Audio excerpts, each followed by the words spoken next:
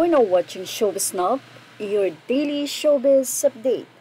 Hanggang ngayon, kahit nga ang mga fans ay palaisipan pa rin sa kanila ang hindi na pagdedetalye ni Angel Locsin ng anumang kalagayan niya sa social media. Siyempre, inaalala ng mga netizen ang kalagayan ni Angel Locsin dahil alam naman natin na ito ay may maintenance or sa kanyang gamutan. Sa ngayon ay walang idea ang mga fans kung ano na nga ba ang kalagayan ni Angel dahil ang huling post nito sa kanyang Instagram ay noong August 1, 2022 pa. Ito ay ang baby shower ni Angelica Panganiban na isa sa matalik na kaibigan ni Angel Locsin. Simula nga noon ay wala nang naging post itong si Angel. Ang mga nagpo-post lamang kay Angel ay ang kanya mga fans maybe or ang admin ng isang Facebook page na Angel Locsin. Anyway, mula nga sa naging update ni OG Diaz, nagbigay siya ng idea sa mga fans na nag-aalala na sa kalagayan ni Angel kung ano nga ba ang ngayon na estado ng nasabing pamumuhay ng sikat na aktres. Kahit na nga kasi hindi na active sa social media itong si Angel Locsin, ay may mga fans pa rin na nagpo-post or maybe ang kanyang manager na nagpo-post pa rin sa social media para kahit paano ay hindi naman talaga siya makalimutan. Well, sa naging update ni OG, sinabi niya na intentional daw ang absence ng kapamilya star na si Angel Locsin sa social media. Ito ay ayon mismo kay OG Diaz sa kanilang tinalakay na kasamahan sa vlog na si Loy at si Poco.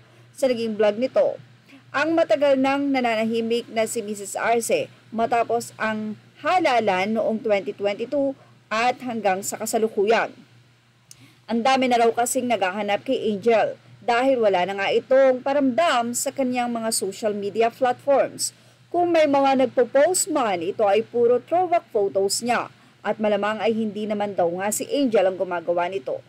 Well, maaaring management o yung nagmamanage ng nasabing social media. And sabi nga ni OG na wala naman daw dapat ipag-alala ang mga fans or tagahanga, taga-suporta ni Angel dahil nasa mabuting kalagayan daw ito at nasa bahay lamang. So, hindi umaalis si Angel. Si Angel Locsin po ay nasa bahay lang, si ni OG, oo, at ini-enjoy ni Angel Locsin ang kanyang absence sa social media. Ayaw na muna niyang mag-social media. Sila pa rin ni Neil Arce. Yan naman ang naging confirmation niya sa mga nag-i-issue na di umano ay hiwalay na ang dalawa. Isa rin kasi si Neil Arce sa hindi nagpo-post ng kalagayan ni Angel. Although may mga patumpik-tumpik na post si Neil Arce sa kanyang Instagram pero ito ay siya lamang. Wala ang kanyang wife. Ayon kay OG, ini-enjoy lang daw ng dalawa ni Angel at ni Neil Arce ang pribadong buhay ngayon. At pakiusap nga ay ibigay na muna daw yon kay Angel.